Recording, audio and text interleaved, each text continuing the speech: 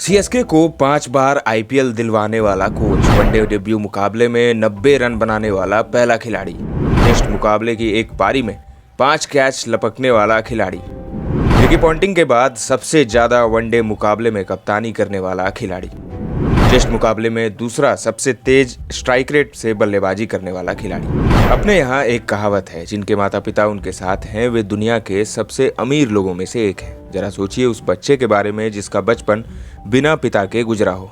उस बच्चे का जीवन संभावनाओं और दूसरों की इच्छाओं पर केंद्रित होता है। वह चाह कर भी बहुत कुछ नहीं कर पाता है। इसीलिए तो कहा गया है कि पिता हैं तो बाजार के सारे खिलौने अपने हैं। आज हम आपको जिस खिलाड़ी से मिलवाने जा रहे हैं उस खिलाड़ी का बचपन अकेले गुजरा है। जरा सोचिए क्या बीता होगा उस व्यक्ति के ऊपर। लेकिन इस खिलाड़ी ने जब बल्ला पकड़ा तो बेहतरीन बल्लेबाज कहलाया, जब टीम की कमान मिली तो बेहतरीन कप्तान कहलाया, और जब कोचिंग की दुनिया में आया तो दुनिया का सर्वश्रेष्ठ कोच कहा गया। इस खिलाड़ी का बचपन भले ही अभावों में गुजरा, माँ का साथ मिला और मंजिल पाने की इच्छा शक्ति उस मुकाम तक पहुंच गया। इस खिलाड़ी का जीवन किसी फिल्मी किरदार से कम नहीं है। इस खिलाड़ी को बचपन से ही क्रिकेट खेलने का शौक था। माँ बेटे ने मिलकर अपना सपना पूरा किया। जीवन की तमाम कठिनाइयों को पार करते हुए, उससे लोहा लेते हुए इस खिलाड़ी ने अपने आप को विश्व क्रिकेट का सबसे बेहतरीन बल्लेबाज बनाया था। इस खिलाड़ी ने विश्व क्रिकेट में अपना जलवा तो दिखाया ही साथ जब आईपीएल में पहुंचा तो इस खिलाड़ी ने अपनी टीम को 5 बार चैंपियन बनाया। दुनिया भर के खिलाड़ी इनकी प्रतिभा का सम्मान करते हैं। आज हम जिस खिलाड़ी के बारे में बात करने वाले हैं वह खिलाड़ी न्यूजीलैंड के लीजेंड हैं। इनका नाम है स्टीफन फ्लेमिंग। स्टीफन फ्लेमिंग का पूरा नाम स्टीफन पॉल फ्लेमिंग है। इनका जन्म 1 अप्रैल 1973 को क्राइस्टचर्च न्यूजीलैंड में हुआ था। स्टीफन फ्लेमिंग का ज़्यादा समय अपनी माँ पॉलिन फ्लेमिंग के साथ गुजरा था। उनके पिता का नाम गैरी किर्क था। मीडिया रिपोर्ट्स की माने तो स्टीफन की उम्र 16 साल की थी तब उनके पिता से उनकी मुलाकात हुई थी। हालांकि उन्होंने यह कहा है कि वह अपने बेटे को मदद करने को आतुर रहे हैं। आपको बता दें कि फ्लेमिंग और उनके पिता दोनों ही रग्बी खेलते रहे। स्कूल के दिनों में स्टीफन को क्रिकेट के प्रति दिलचस्पी बढ़ी थी। इसी दौरान उन्होंने यह फैसला किया कि वे आगे क्रिकेट को अपना करियर बनाएंगे। जूनियर लेवल पर स्टीफन ने बेहतरीन खेल का प्रदर्शन किया, जिसका नतीजा हुआ कि उन्हें साल 1994 में भारत के साथ न्यूजीलैंड के मुकाबले में टीम में शामिल किया गया। भारत के साथ होने वाले डेब्यू टेस्ट मुकाबले में उन्होंने 92 रन की पारी खेली। टेस्ट मुकाबले में बेहतरीन प्रदर्शन का उन्हें फल मिला और वो वनडे टीम में आ गए। अब उनका जीवन बेहतर चल रहा था। टेस्ट के बाद वनडे टीम का हिस्सा बन गए थे, लेकिन अगले ही साल ऐसा कुछ हुआ कि अब क्रिकेट करियर ही समाप्त होने वाला था। साल 1995 में वे अपने साथी खिलाड़ी मैथ्यू हॉट और डायोन नैश के साथ होटल में मादक पदार्थ के मामले में दोषी पाए गए। ऐसे में अब लगने लगा कि उनका करियर समाप्त हो गया। हालांकि वे फिर से लौट कर आए और फिर से अंतर्राष्ट्रीय टीम में जगह बना ली।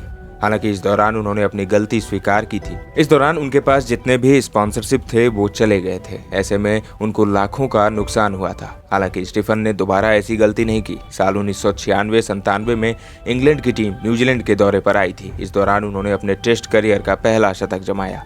यह शतक उनके ऑकलैंड में अपने घरेलू पिच पर बनाया था। इसी दौरे के तीसरे टेस्ट मैच में ली जर्मन से कप्तानी स्टीफन को दे दी गई और इस तरह से स्टीफन 23 साल और 321 दिन की उम्र में न्यूजीलैंड के सबसे कम उम्र के कप्तान बन गए। स्टीफन को उनकी बल्लेबाजी के साथ ही उनकी कप्तानी और आईपीएल में उनकी कोचिंग की खूब तारीफ होती है। सितंबर 2000 में जिम्बाब्वे के खिलाफ जीत दर्ज करने के बाद फ्लेमिंग न्यूजीलैंड के सबसे सफल कप्तानों की लिस्ट में शामिल हो गए। हालांकि इस दौरान उनका बल्ला नहीं चल रहा था, जिसके कारण उन्हें खराब खिलाड़ी भी कहा जा रहा था। हालांकि इस दौरान फ्लेमिंग ने अपने खेल पर ध्यान दिया और साल 2001 में काउंटी मिडिलसेक्स की ओर से क्रिकेट खेला और 50 रन को किस तरह से शतक में बदला जाता है यह इस पूरी प्रक्रिया को सीखा। साल 2003 में श्रीलंका दौरे के बाद फ्लेमिंग पूरी तरह से फॉर्म में आ गए। इस दौरान उन्होंने 274 रन की पारी खेली थी। हालांकि वे 300 रन बना सकते थे, लेकिन उन्होंने पारी की घोषणा कर दी, जो कि न्यूजीलैंड क्रिकेट इतिहास में एक रिकॉर्ड है। साल 2003 विश्व कप के दौरान जोहान्सबर्ग में स्टीफन फ्लेमिंग ने वनडे करियर की सर्वश्रेष्ठ पारी खेली। इस सीरीज में न्यूजीलैंड की टीम ने दक्षिण अफ्रीका को हराया, जिसे हराने में न्यूजीलैंड को सबसे ज्यादा परेशानी का सामना करना पड़ता था। न्यूजीलैंड को जीत दिलाकर स्टीफन ने दिखा दिया कि वे एक बेहतरीन कप्तान ही नहीं, एक बेहतरीन खिलाड़ी भी हैं। तब दक्षिण अफ्रीका के पास शॉन पॉलक, मखाया एंटनी और एलन डोनाल्ड जैसे घातक गेंदबाज हुआ करते थे। इन सबको भेदते हुए स्टीफन ने 134 रनों की नाबाद पारी खेली और न्यूजीलैंड को 9 विकेट से जीत दिलाया। साल 2003 में श्रीलंका के कोलंबो क्रिकेट मैदान में टर्न लेती पिच पर बहुत उम्मीद बची हुई नहीं थी, लेकिन स्टीफन फ्लेमिंग ने शानदार बल्लेबाजी करते हुए दोहरा शतक जड़ दिया। फ्लेमिंग ने इस दौरान 274 रन की पारी खेली और कीवी टीम 515 का विशाल स्कोर खड़ा कर सकी थी। इसके बाद पाकिस्तान के खिलाफ हैमिल्टन में उन्होंने शानदार 192 रनों की पारी खेली थी। इसके बाद साल 2004 में उन्हें New Zealand cricket of the year के खिताब से नवाजा गया। इसके बाद बांग्लादेश के साथ होने वाले मुकाबले में स्टीफन के नाम 3 रिकॉर्ड दर्ज हो गए। पहला, वे न्यूजीलैंड की तरफ से सबसे ज़्यादा टेस्ट मुकाबले खेलने वाले खिलाड़ी बने। उसके बाद न्यूजीलैंड की तरफ से 150 रन की पारी खेलने वाले पहले खिलाड़ी बने। उसके बाद टेस्ट क्रिकेट में न्यूजीलैंड की तरफ से सबसे ज़्यादा रन बनाने वाले खिलाड़ी भी बन गए। टेस्ट क्रिकेट में साल 2006 उनके लिए बेहतरीन रहा। उन्होंने अपने टेस्ट करियर में तीसरा दोहरा शतक जड़ा। साल 2007 में होने वाले T20 विश्व कप में उन्हें बेहतरीन प्रदर्शन किया। इस दौरान उन्होंने 39.22 की औसत से 353 रन बनाए। न्यूजीलैंड की तरफ से दूसरे सबसे ज्यादा रन बनाने वाले खिलाड़ी बने थे। इस सीरीज के सेमीफाइनल मुकाबले में, जो कि श्रीलंका और न्यूजीलैंड के बीच में हुआ था, उसमें उन्होंने 4 गेंद में 1 रन ही बनाए थे, जिसके चलते टीम को विश्व कप से बाहर होना पड़ा। इसके बाद उन्होंने कप्तानी छोड़ दी। श्रीलंका के कप्तान महिला जयवर्धने ने कहा था कि स्टीफन न्यूजीलैंड के लिए अच्छे लीडर साबित हुए हैं, आप उनसे काफ़ी कुछ सीख सकते हैं। सितंबर 2007 में उन्होंने टेस्ट टीम की कमान छोड़ दी। इधर भारत में IPL की शुरुआत हो रही थी और उन्होंने अंतर्राष्ट्रीय क्रिकेट से संन्यास की घोषणा कर दी। इसी दौरान उन्होंने केली पेन से शादी कर ली। इसके बाद वे IPL के पहले सीजन में चेन्नई की टीम की तरफ से खेलते हुए दिखाई दिए। हालांकि 2 साल के बाद उन्होंने IPL से भी संन्यास की घोषणा कर दी। साल 2009 में उन्हें चेन्नई का हेड कोच बनाया गया। स्टीफन के क्रिकेट करियर की बात करें तो उन्होंने 111 टेस्ट मुकाबलों में 7,172 रन बनाए हैं, जिसमें 274 रन उनका हाई स्कोर रहा है। इस दौरान उन्होंने 9 शतक और 46 अर्धशतक अपने नाम दर्ज किए। वनडे मुकाबले की बात करें तो 280 मुकाबले खेलने का मौका मिला, जिसमें उन्होंने 8,037 रन बनाए। इस दौरान 134 रन नाबाद उनका हाई स्कोर रहा।